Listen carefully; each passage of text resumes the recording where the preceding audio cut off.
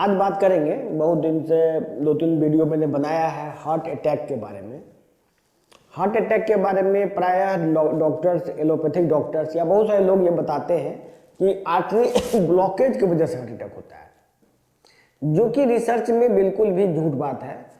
Heart attack blockage तो हर एक व्यक्ति को पाया जाता है। जैसे कोई भी आदमी जांच करेगा तो वो कोई भी आर्टरी का जांच करेगा तो वो ब्लॉकेज मिलेगा 50%, 70%, 90%, 99%। लेकिन वो ब्लॉकेज होने की वजह से हार्ट अटैक नहीं होता है। हार्ट अटैक में क्या होता है, क्योंकि समझिए ब्लॉकेज हो भी गया तो एक ही मसल को 3 जगह से ब्लड सप्लाई होता है। हार्ट का जो अंदर का ब्लड है, जो क्या हार्ट में प्रेजेंट है, वहां से 30% सप्लाई है।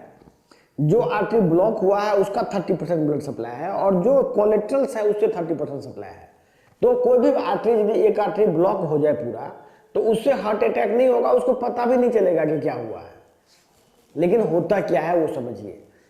जो क्लॉट बना होता है आर्टरी के अंदर, जो क्लॉट बना होता है वो अचानक डिसलॉज करके मल्टीपल जगह में जाके ब्लॉकेज करता है, जिससे हार्ट अटैक होता है। जैसे कि आदमी चल रहा है, जैसे कि आदमी को चेस्ट पेन हो रहा है, चल रहा है चेस्ट पेन हो रहा है, मतलब उसके हार्ट में ज़्यादा चलने से चेस्ट पेन होता है। इसका मतलब है कि उसके आर्टरी में कहीं क्लॉट बना हुआ है। वो क्लॉट यदि डिसलॉज होगा तो मल्टीपल जगह जाएगा और वो हार्ट अटैक हो जाएगा उसको, क्योंकि एट ए टाइम 25 ठो आर्टरी ब्लॉक हो गया। जो क्लॉट एक सिंगल आर्टरी को ब्लॉक कर रहा था, वो डिसलॉज होके मल्टीपल जगह को ब्लॉक कर दिया।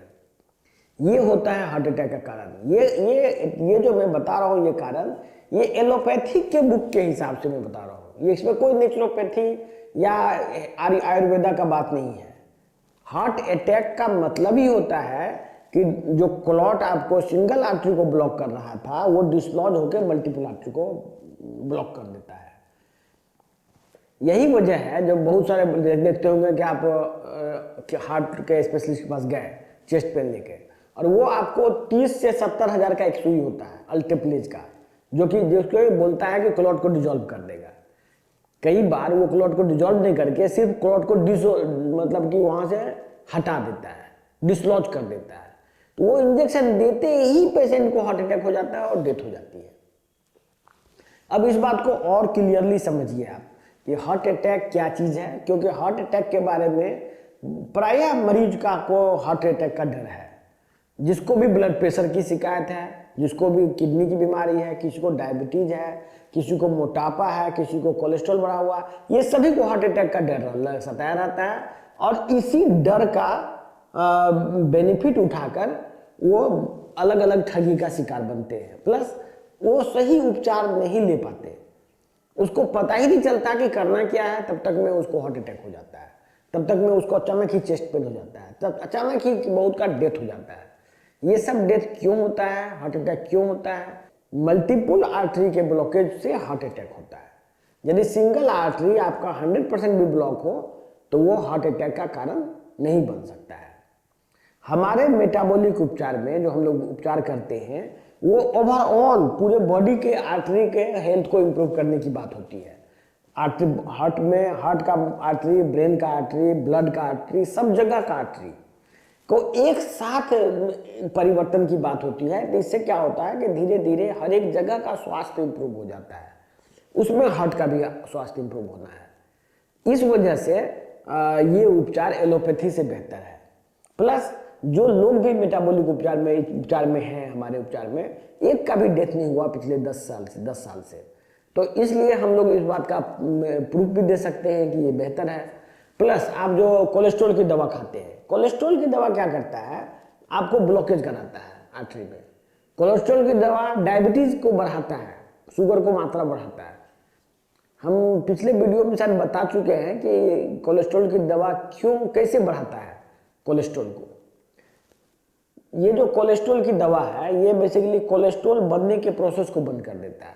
इससे क्या होता है कि हार्ट के अंदर जो फैट है, ब्लड सेल के अंदर जो फैट है, वो सेल के अंदर ही जमा रहते रहते वो उसका आकार बड़ा होके वो डेथ हो जाता है, वहां पर नेक्रोसिस होता है और वहीं पर ये क्लॉट जमा हो जाता है।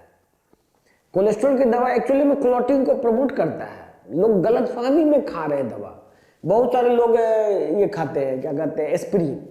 एस्पिरिन क्लॉटिंग को रोकता है, ठीक है, लेकिन ये क्लॉटिंग को रोकने के चक्कर में बहुत लोगों को ब्रेन हेमरेज हो जाता है, और प्लस ये एस्पिरिन की दवा से किडनी फेल होता है। बहुत सारे किडनी के मरीज भी, बहुत मैं देखता हूँ मेरे पास जो किडनी के मरीज आते हैं, वो एस्पिरिन खा रहे हैं हार्ट अटैक से बचने के लिए, और उसका किडनी फेल है।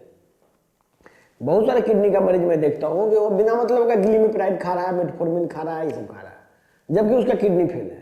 ये सब किडनी में ये सब मेडिसिन कंट्राइंडिकेटेड है, ये मना किया गया है। इससे फिर हार्ट अटैक होगा, इससे फिर अर्ली डेथ होगा, इससे पेशेंट जो 10 साल जीता अब 1 साल में ही मरने वाला हो जाता है। इसीलिए मैं बता रहा हूँ, ये जो अभी जो लेटेस्ट रिसर्च हुआ है, इस रिसर्च में एलोपैथिक का ही रिसर्च की बात में कर रहा है। मैंने नेचुरोपैथ का रिसर्च नहीं पढ़ा है, नेचुरोपैथ में रिसर्च हुआ कि नहीं हुआ सो नहीं, एलोपैथ का ही रिसर्च कहता है कि ये सब दवाई किडनी के मरीज को, हार्ट के मरीज को नहीं दिया जाना चाहिए। इवन ब्लड प्रेशर के बारे में हार्ट के स्पेशलिस्ट और बहुत सारे रिसर्च में साबित कर चुके हैं कि ये हार्ट के मरीज को ब्लड प्रेशर की दवा ज़्यादा दिन तक नहीं खिलाई जा सकती है, क्योंकि इससे हार्ट कमज़ोर हो जाता है। मैं किसी वीडियो में बताऊंगा कि किस तरह से अलग अलग ब्लड प्रेशर की दवा हार्ट को कमज़ोर करते हैं, जो डायरेक्टली हार्ट फेल्योर के लिए रिस्पॉन्सिबल बनता है। तो आप लोगों को वेलकम है। हार्ट अटैक का, हार्ट के हृदय घात से बचाव का सारा उपचार खोज लिया गया है।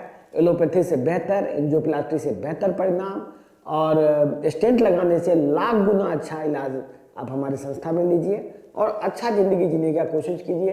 बेमौत मरने की कोई ज़रूरत नहीं है। धन्यवाद।